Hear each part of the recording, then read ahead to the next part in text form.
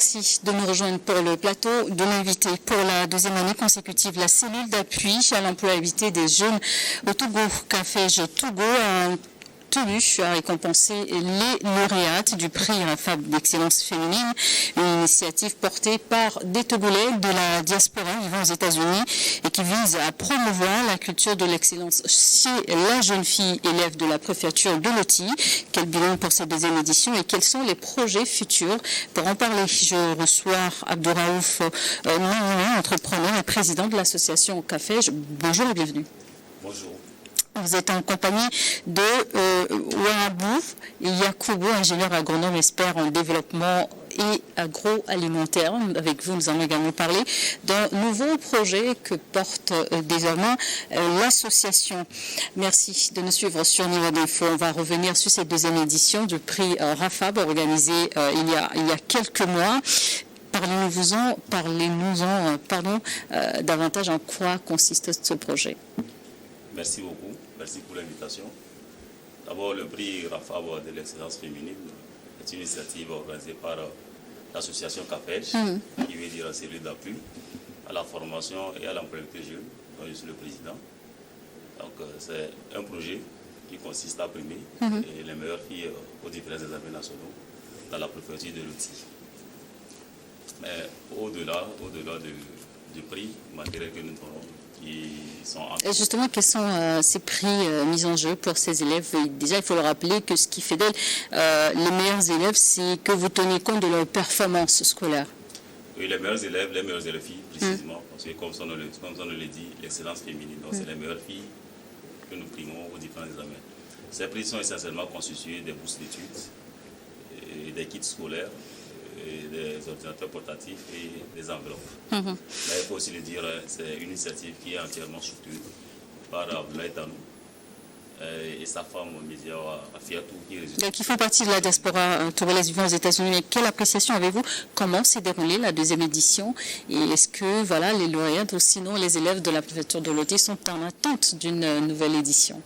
Elles sont vraiment en attente d'une nouvelle édition.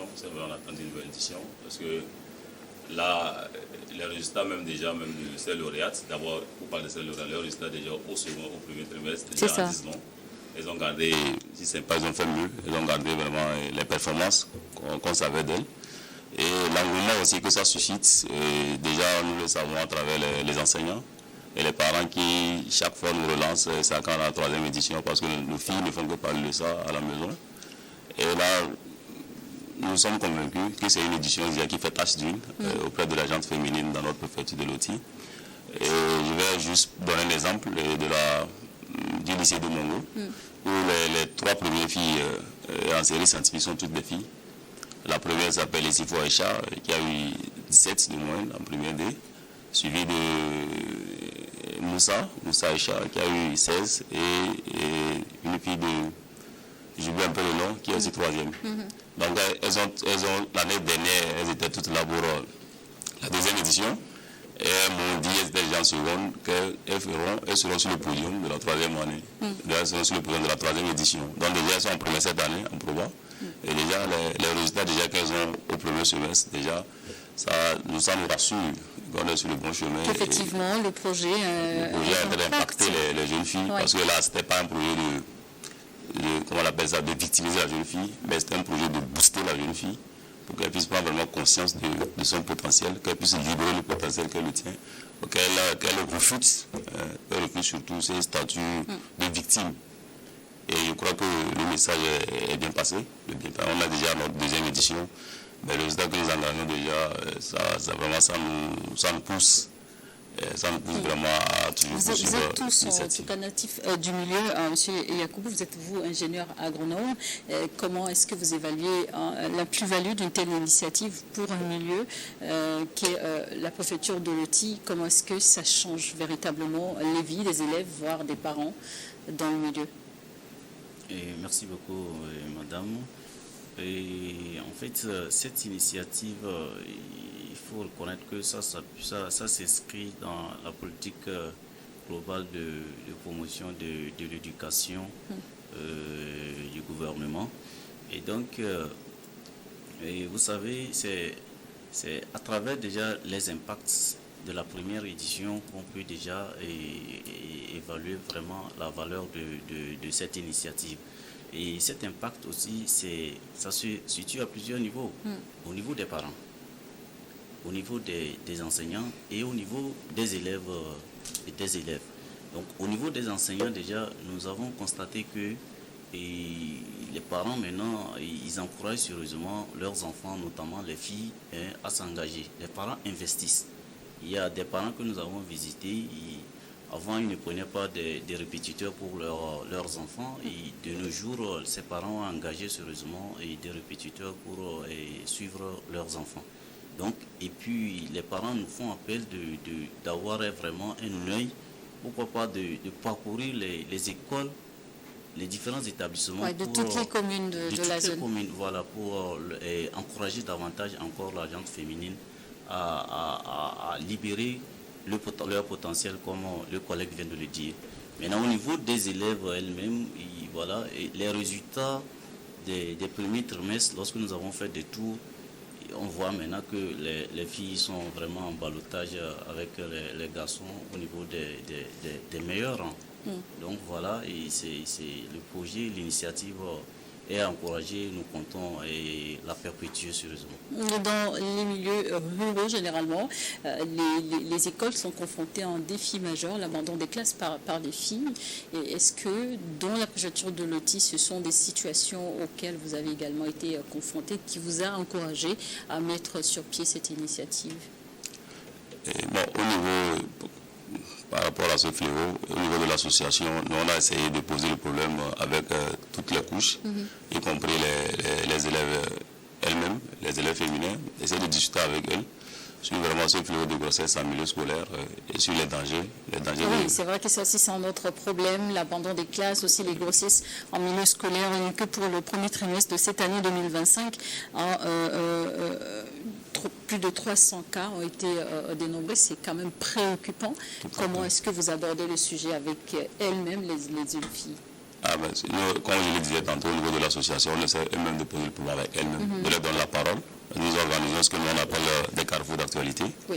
C'est un créneau d'échange avec les jeunes filles elles-mêmes. On leur donne la parole et on en parle sans tabou autour de la question. Parce que quand les pères ont été radiés, tout le monde était au courant. Donc nous avons saisi l'opportunité pour échanger avec elles sur les dangers de ce fléau. Donc on leur donne la parole et éventuellement discuter sur les éventuelles causes. Et à la fin, on les fait comprendre avec deux exemples. Voilà ce qu'on veut citer comme raison qui peut pousser à la jeune fille à la précocité des rapports sexuels. Nous avons d'autres filles dans les mêmes conditions. À la maison, généralement, en Afrique, ce sont des sujets tabous avec les parents. Vous prenez quand même la relève aussi un peu. Comment est-ce que vous appréciez leur approche? Comment est-ce qu'elles abordent le sujet, les jeunes elles-mêmes? Je crois que c'est dans la suite de l'esprit de l'excellence féminine, de prix la force de l'excellence féminine, parce que le but aussi de cette initiative, c'est pas seulement de donner les prix, c'est d'amener la jeune fille à se décomplexer, à se décomplexer, à pouvoir prendre la parole et à défendre elle-même ses positions. Donc, après, au-delà des prix que nous donnons, nous organisons d'abord ces ateliers où nous donnons la parole aux filles, où elles puissent prendre la parole, défendre sa position et défendre elle-même. Donc, face à des situations d'actualité comme ça, elles sont libres de prendre la parole et de dire ce qu'elles pensent sur la question. Donc à nous, à la fin, il faut harmoniser les positions, il faut harmoniser les réponses, pour les faire comprendre que bon, ce n'est pas des raisons valables à la fin parce que nous sommes les grosses perdantes. Parce que nous voyons quelle que soit la raison que tu vas avancer, tu es grosse. Oui. Tu donnes un coup d'arrêt à ton avenir et ça devient compliqué. Et tu vas encore aggraver le problème avec la grossesse. Monsieur Yacoubou, vous voulez ajouter un mot sur cette question? Oui, en fait, ce que je vais compléter par rapport à ce que le collègue vient de dire, c'est nous rencontrons même souvent certains parents et pour les appeler à en parler du sujet, à discuter avec leurs filles sur leur sexualité, d'échanger et puis de libérer la parole pour que les filles puissent ne pas tomber dans des pièges. Voilà. La santé sexuelle et reproductive, des sujets importants à aborder ouvertement avec les jeunes pour donc éradiquer ce fléau en milieu scolaire et les jeunes filles de Loti, surtout celles qui sont lauréates au prix Rafab Excellence Féminine. Et elles ont la chance d'avoir pour marraine Madame le médiateur de la République, Madame Awanana Daboya, originaire du même milieu. Mais quelle influence cela a sur les filles elles-mêmes? D'abord, avant de répondre à la question, j'aimerais choisir solennellement l'occasion une fois encore de dire merci à la marraine, à notre maman Awa Nana Daboya, qui a bien voulu parrainer cette deuxième édition. À mon nom et au nom de toute l'équipe, nous lui disons merci. Au nom des lauréates, nous voulons encore lui dire merci, lui réitérer toute notre reconnaissance pour son accompagnement. Nous voulons également, avant de répondre à cette question, dire merci aux autorités de la préfecture de Loti, à leur tête le préfet et les deux maires, le maire de la commune Oti 1 et le maire de la commune Oti 2. Quand vous rassemblez toute cette personnalité lors d'un événement consacré aux jeunes, surtout aux jeunes filles, quelle est l'idée, quel est le message que vous voulez renvoyer à travers ce choix? Non, le message il est clair. Ça dénote une fois encore l'engagement ferme de l'autorité en faveur de la promotion et de l'excellence des filles en milieu scolaire. Mais aussi dire aux filles qu'elles aussi elles ont droit de rêver, à occuper ces postes à l'avenir. Tout à fait. Et j'allais en venir à la question, parce que la seule présence de Awa Nana Daboya dit beaucoup de choses. Oui. Dit beaucoup de choses parce qu'en prélude même à la cérémonie, elle a eu 2 heures de long d'échange avec les lauréates de la première et de la deuxième édition. Et pour faire simple, disons qu'on peut retenir de son expérience que le succès n'a pas de camp. Oui. Le succès n'a pas de camp, que l'échec n'a pas de genre, ça peut être féminin comme masculin. L'échec et le succès n'ont pas vraiment de camp. Qu'on soit pauvre, qu'on soit riche, qu'on soit fille, qu'on soit garçon, ça n'a pas vraiment de camp. Et quand on parcourt un peu ce couloir, nous retenons essentiellement que vraiment le succès appartient à ceux qui ne lâchent pas. C'est ça. À ceux qui ne lâchent pas et qui se battent. L'école, oui, l'éducation, oui, mais pas que. Vous abordez cette année également le volet de l'entrepreneuriat. Parlez-nous-en, M. Yacobo, pourquoi ce nouveau projet au sein de CAFEJ Togo? Voilà, merci beaucoup. Et la journée de l'entrepreneuriat, et vous savez, je l'ai dit tout à l'heure, depuis une quinzaine d'années, le gouvernement met beaucoup d'efforts dans ce domaine de l'entrepreneuriat et de la jeunesse. Oui. Voilà, donc dans notre zone, nous avons relevé qu'il y a beaucoup de jeunes qui s'adonnent aux activités agricoles et qui font des émulations. Leur performance reste à encourager et à féliciter. Et donc, c'est dans cette lignée-là que nous avons dit, et à un moment donné, il fallait s'arrêter pour dire aux gens que voilà, ce que vous faites, nous reconnaissons ce que vous faites, l'État togolais reconnaît ce que vous faites, et donc nous allons choisir une journée pour vous encourager, vous féliciter et reconnaître la valeur de vos activités. Vous êtes sans savoir que l'agriculture représente une part importante de l'économie nationale. Et donc voilà. Et ce prix, vous l'avez dénommé cette fois prix de l'entrepreneuriat rural. Qu'est-ce qui va se passer? Et qui sont éligibles?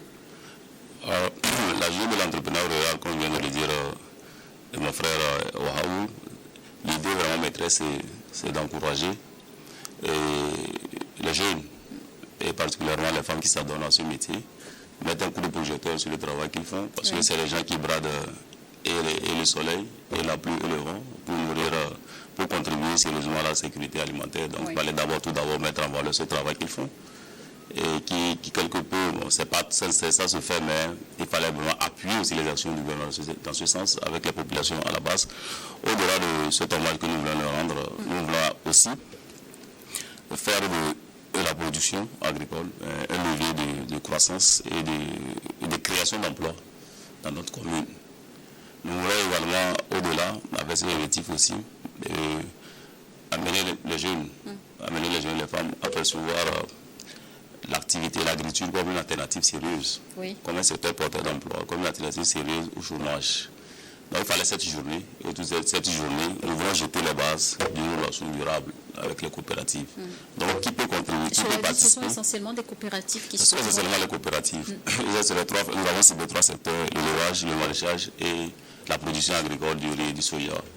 Il fallait d'abord, parce que c'est les 3 secteurs qui vraiment qui vraiment embauchent, qui vraiment consomment un grand nombre de jeunes et de femmes.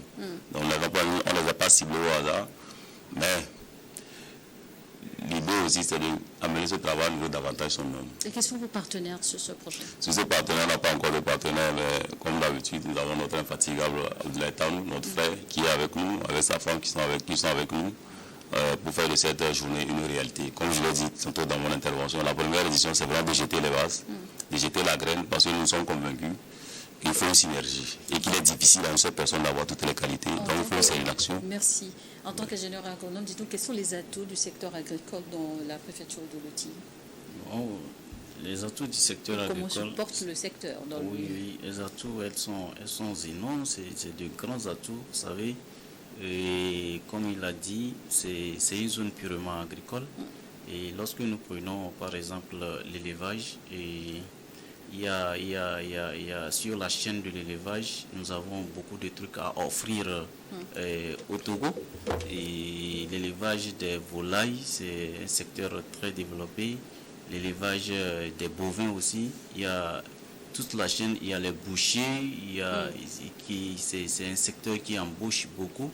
Et il est de la même manière, il y a la grande agriculture, ce que le collègue vient de dire, la production de soja qui emploie beaucoup de jeunes. C'est de la même manière la production du riz. Au-delà de tout ça, il y a le maraîchage maintenant qui pratiquement dans la préfecture de Loti, tous les jeunes font du maraîchage. Donc c'est un secteur qui emploie pratiquement tout le monde dans la localité. Et donc, c'est le lieu de faire la promotion de ce domaine, de les encourager à investir davantage et à créer une plus-value économique rentable pour la localité. Valoriser le secteur agricole de la préfecture. Mais comment va se dérouler le processus de sélection des candidats et quels sont les critères pris en compte?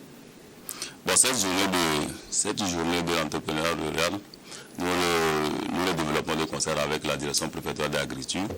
Donc pour les critères d'éligibilité, c'est laissé carrément au soin de la direction. Même si entre autres critères, il faut d'abord de nationalité togolaise. Oui. Il faut appartenir à une coopérative immatriculée, il faut avoir un certain nombre d'expériences et avoir une moralité acceptable pour faire partir pour prétendre être parmi les lauréates. Voilà, à peu près. Et quelles sont les récompenses? Les récompenses, d'abord il y a les récompenses matérielles. Ils sont constitués d'une batteuse qui est fabriquée localement par un artisan de la préfecture de Loti. Nous aurons des motopompes pour les maraîchers. On aura des gants, on aura des brouettes, on aura des pierres à lécher pour les éleveurs.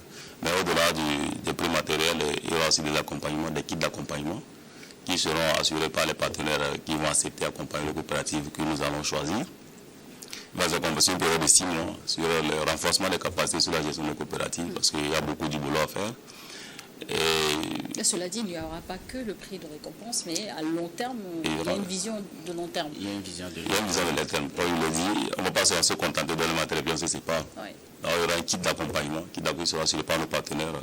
Et l'ingénieur est là avec sa structure AEDC. Pour former et accompagner les coopératives sur une longue durée, renforcer les compétences sur la gestion.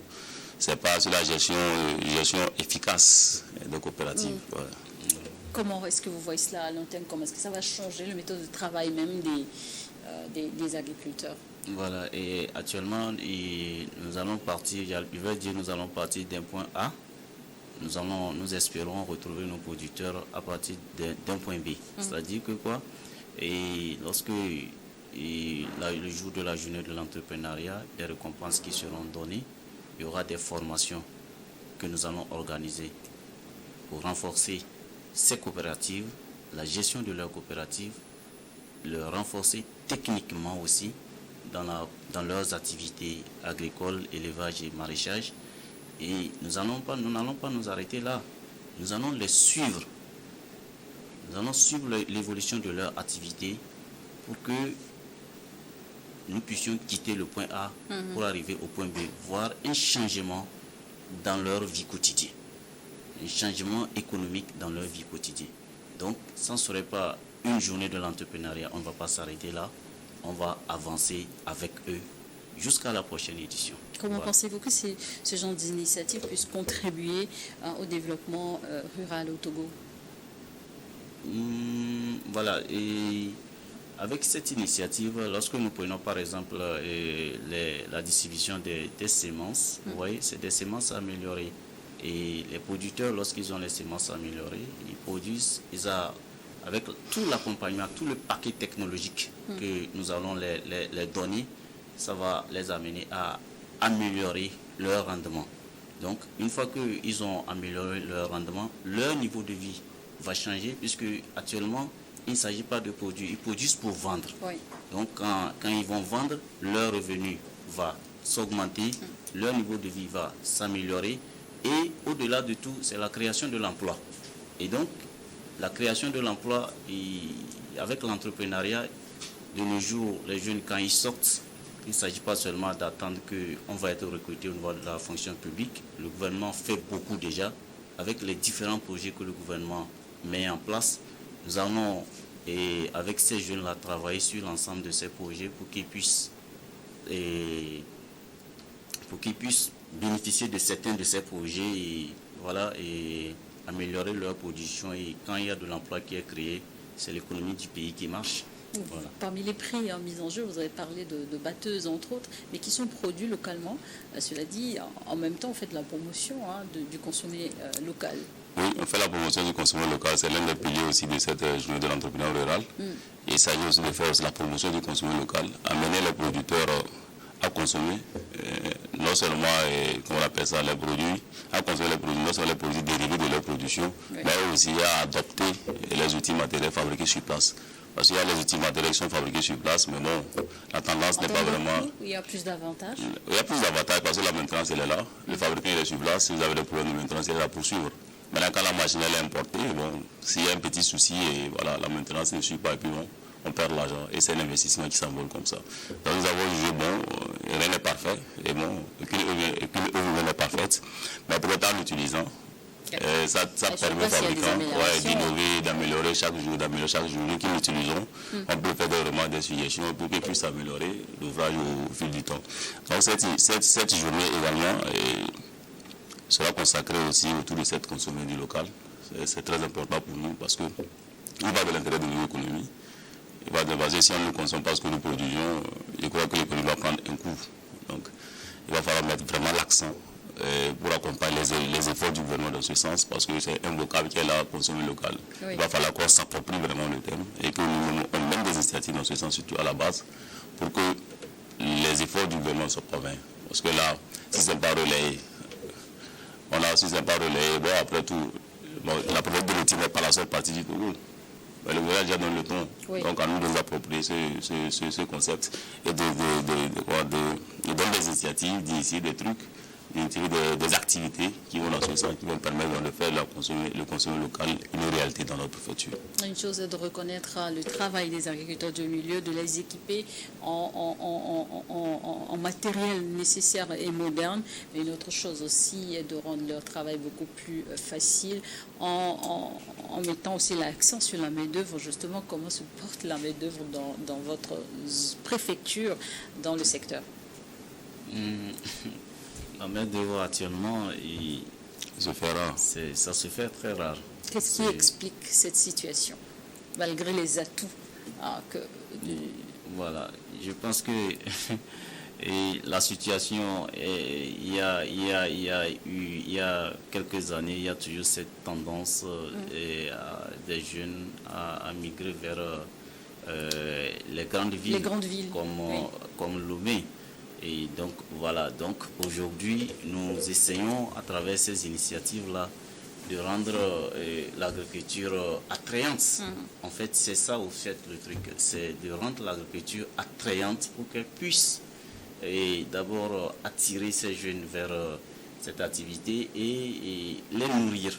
Et voilà, donc qu'est-ce que les jeunes cherchent en allant dans les villes? C'est de pouvoir s'acheter des motos, c'est de pouvoir avoir un poste téléviseur dans leur chambre, c'est de pouvoir s'offrir ce luxe-là. Donc, avec cette initiative, nous allons maintenant donner plus de visibilité à cette activité agricole, donc donner plus de visibilité à cette jeunesse. Leur dire que maintenant, avec l'agriculture, Vous pouvez avoir ces motos, vous pouvez avoir ces postes téléviseurs, vous pouvez avoir ce que vous voulez. Voilà, à partir des exemples. D'ailleurs, nous sommes des exemples. Nous qui sommes ici, nous sommes des exemples. Nous avons quitté Lomé il y a 10 ans pour aller nous installer à Mango. Donc, nous sommes des exemples par nous. Et lorsque nous sommes allés, nous sommes donnés aux activités agricoles. Et aujourd'hui, bon, et vous-même, qu'est-ce que vous produisez? On dit Dieu merci. Non, aujourd'hui, par exemple... Vous êtes ingénieur agronome, il faut le préciser. Aujourd'hui, par exemple, moi, je produis le soja. Voilà, je produis les semences. Et voilà, les semences de soja, les semences de riz, je suis beaucoup plus dans ça. En dehors de ça, je fais la transformation de l'huile d'arachide en huile et en tourteau. Voilà, donc il y a aussi, je suis dans la transformation du riz aussi. Donc voilà, essentiellement, c'est ce que je fais, c'est l'agriculture et on dit Dieu merci. Et comme on le dit en Afrique, la terre ne trompe pas. Vous voulez ajouter quelque chose? Et pour ajouter au-delà même du fléau des zones rurales, il faut aussi reconnaître qu'on parle de l'agriculture entrepreneuriale. Oui. Donc les superficies emblavées ont augmenté. Donc du coup, la main-d'œuvre ne suit pas. Aujourd'hui, vous avez un producteur qui peut faire 5 à 10 hectares. Oui. On n'est plus à l'ère de l'agriculture de subsistance. On a l'agriculture commerciale. Oui. Et quand on parle d'agriculture commerciale, il faut que la logistique suit. C'est ça. Donc, voilà aussi ce qui nous motive à encourager les fabricants qui s'adonnent à des outils matériels, à des outils agricoles à la base, de faire aussi leur promotion. Parce que, à la longue, au lieu de rentabiliser, on risque de perdre. Parce qu'il y a l'effet de brousse, il y a les inondations qui nous guettent. Maintenant, tu finis 5 et 10 hectares, 20 hectares pour récolter 20, 10 hectares avec les hommes, c'est pas facile. Et au lieu de gagner en temps et de maximiser, il faut une agriculture moderne pour aller aussi vite. On va pas un peu vite. Donc c'est ça aussi l'idée derrière. Parce que là, on voit qu'au lieu de gagner, avec le nombre de superficies, nous perdons, on n'a pas maximisé. Oui. Vous commencez les récoltes en octobre, vous finissez peut-être en février, en janvier, avec tous les risques possibles. Mais là, si vous avez des bâchures localement fabriquées, vous allez gagner en temps, vous allez maximiser, peut-être pouvoir améliorer les conditions de vie et votre condition de vie. En tout cas, vous connaissez bien sûr le sujet en matière de formation disponible pour les coopératives. Est-ce qu'il y a des volets qui prennent en compte également la jeunesse pour mettre à disposition des agriculteurs justement un capital humain de qualité pour contribuer ensemble au développement du secteur? Oui, on a des partenaires. Et il y a différents volets, comme vous l'avez dit, il y a les différents volets, ce n'est pas seulement le matériel. Oui. Et au-delà, et d'abord le préalable à tout développement, d'abord c'est la paix. Donc il y a un volet cohésion sociale qui sera là. Il ne faut pas seulement donner du poisson aux gens, il faut les apprendre à pêcher. Donc sans la paix, il faut le dire, quel que soit notre bord politique, notre conversion religieuse, on est tous d'accord que sans la paix, qu'un développement n'est possible. L'impact social, c'est aussi de sensibiliser autour des questions de cohésion sociale, qui est une notion très chère à notre association et aux autorités même du pays, de notre localité. Ensuite, il y a le volet technique qui sera assuré par notre frère Yakou Haou, qui est avec son structure AEDC. On a d'autres volets avec d'autres volets qui seront encore développés, notamment sur les outils de gestion comptable. Gestion comptable qui sera développée, ce côté sera assuré par un partenaire qu'on appelle Impact Makers. Impact Makers, c'est là-bas, peut-être on en parle la prochaine fois. Le but, c'est de faire de ces producteurs, de ces entrepreneurs, des entrepreneurs à impact. Parce que là, nous sommes à l'ère de l'entrepreneuriat, mais quel est vraiment le véritable impact? Ce n'est pas le débat d'aujourd'hui, mais c'est qui va vraiment les aider dans les outils de gestion comptable et qu'à la fin, ils puissent vraiment eux-mêmes s'auto-évaluer, voir est-ce que la campagne a été bénéfique ou non pour moi. Et ça, ce n'est pas de produire, de vendre, mais qu'à la fin, eux-mêmes aient les outils de pouvoir s'évaluer eux-mêmes. Et il faut la traçabilité des activités qu'ils font. Parce qu'aujourd'hui, quand on prend une coopérative dans notre milieu, vous ne pouvez pas retracer leur activité. Vous ne pouvez pas retracer les mouvements, les stocks, vous ne pouvez pas retracer. Et ça, c'est une faiblesse aussi. C'est parce qu'ils n'ont pas les outils. Et comme nous l'avons dit, c'est parce qu'on pense qu'une seule personne peut avoir toutes les qualités. Tout à fait. Il n'est pas possible à une personne d'avoir toutes les qualités. C'est pourquoi nous avons réuni un panel de partenaires autour de cette journée et qu'après la remise des prix, ces différents partenaires vont rentrer en jeu pour vraiment appuyer sérieusement nos coopératives. Merci. Et si vous nous suivez dans cette émission et que vous êtes de la préfecture de Loti, donc le prix ou sinon la journée de l'entrepreneuriat arrive chez vous pour donc récompenser les coopératives. Des prix importants sont mis en jeu. Donc vous pouvez être lauréat. On a tout dit presque, peut-être l'essentiel. Quand est-ce que la journée aura lieu? La journée aura lieu, si Dieu le veut, le 31 mai. À la fin donc de ce mois. Et nous sommes presque à la fin de cette émission. Vous voulez ajouter quelque chose? C'est ce que je voulais ajouter, c'est d'abord dire merci à la chaîne et à vous, et nous encourageons tous les jeunes à se donner aux activités agricoles et voilà, et surtout à nous approcher pour que nous puissions faire de cette journée, aux différents partenaires, pour que nous puissions faire de cette journée un succès. Voilà. Très brièvement, là, avec vous. Alors, merci à vous, merci à Numéro TV, merci une fois encore à Abdoulaye Tanou et son épouse Mizia Rafia qui ne ménage aucun effort pour le développement de notre préfecture. Merci également à nos autorités, l'autorité de la préfecture, le préfet, le maire de la commune Oti 1, le maire Oti 2 et merci à l'équipe de Café aussi qui m'appuie aussi dans les différentes tâches. Et pour citer, je vais paraphraser le ministre Gourgou. Il dit, moi je dirais plutôt l'école. Quand l'école, la jeunesse et les femmes vont, la République va. Merci. Je vous remercie. Merci à tous. Merci donc à la société civile. Merci à la diaspora togolaise et aux autorités, en tout cas, tout le monde qui s'est investi pour un Togo meilleur. Merci à vous de nous avoir suivis dans cette émission.